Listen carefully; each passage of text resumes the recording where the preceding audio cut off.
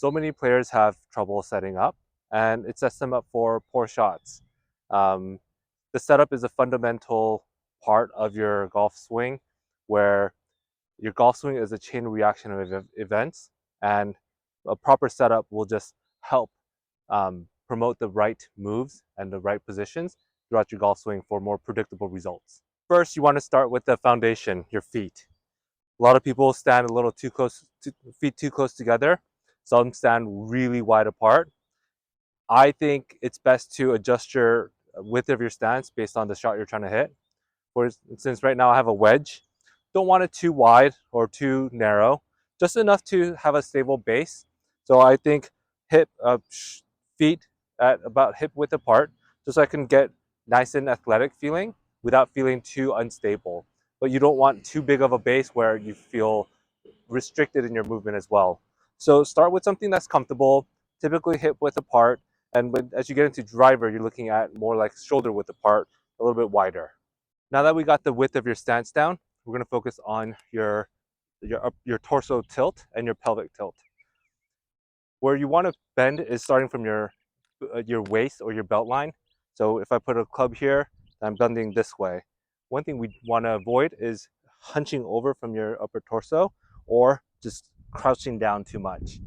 You want to bend at your waist right here, and at the same time making sure your pelvis is not tilted forward or tilted too far back. Neutral pelvis, bending at your waist, nice and athletic. Okay, now we have your feet width and your pelvic tilt and your spine angle nice and set. Now we have to figure out where you are from a balance point.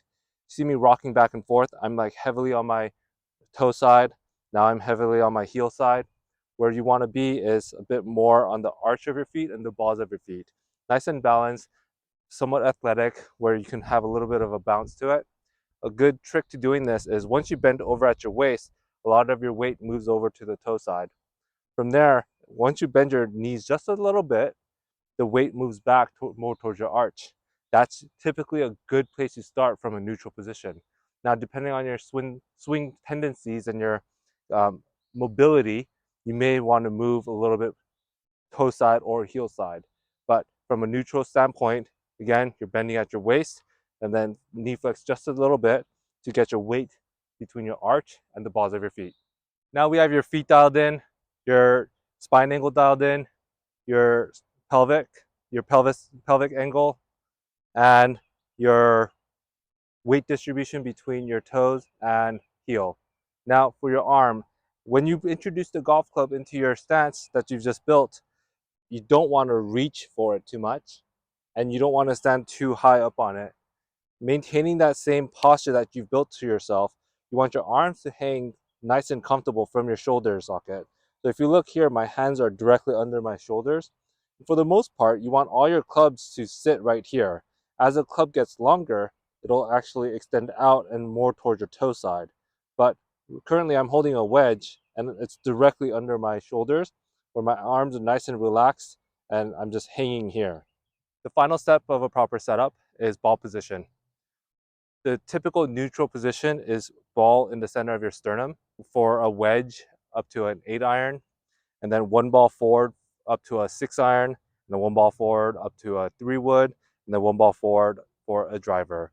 So the ball should play within 4 ball widths from the center of your sternum to your left shoulder or your lead side shoulder. So right now I have a wedge, so I'm going to put the ball center of my sternum and take address, making sure I bend at the waist, slight knee flex, um, making sure my weight distribution between my toe and heel are good. Ball in the center of my sternum here, arms hanging down nice and relaxed. I take it back and through for a good strike.